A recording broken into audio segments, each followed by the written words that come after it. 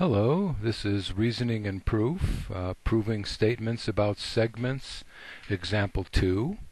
And in example 2 we have to fill in the blanks for this proof, and A, B, C, and D. So let's take a look at A and B.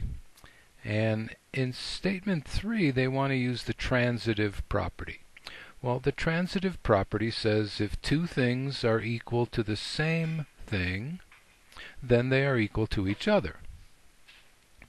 So here we have LK equal 5, also JK equal 5, and then they come up with LK equals JK by transitive.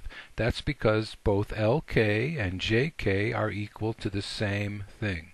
So statements A and B are going to be these two, LK equals 5 and JK equals 5. Then they want to know what the reason here is for C.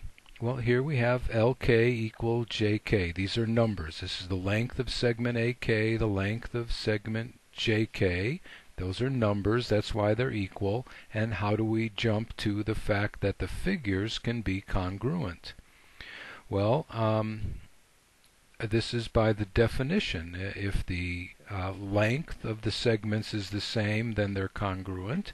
Also, if they're congruent, then the lengths of the segments are equal. So this reason for C is the definition of segment congruence. This is given. And this is the last step. The last step is always what we're trying to prove. And again, it's the transitive property of congruence, because we must have two things equaling the same thing. See, we have JL, segment JL congruent to JK, and then also LK congruent to JK. So this thing and this thing are equal to the same thing, and we end up with LK congruent to JL. Now, before I go on, I want to show you something about this transitive property. See, we have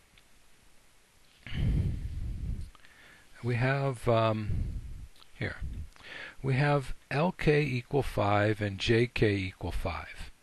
Therefore, LK equals JK by the transitive property. But not all students see it that way. Some students see this by substitution. See, if LK is equal to 5 and 5 is equal to JK, then for this 5 I can substitute JK. That's substituting equals for equals. If 5 is the same thing as JK, then I can put a JK in there, and I can get LK equal JK and the reason substitution. And many students see it this way rather than seeing the transitive. It's also similar down here. If I have LK, segment LK congruent to JK, and JK is congruent to JL, then I can substitute, see? If JK is the same thing as JL, then I can substitute segment JL in there and then get LK congruent to JL substitution instead of transitive. And that's acceptable.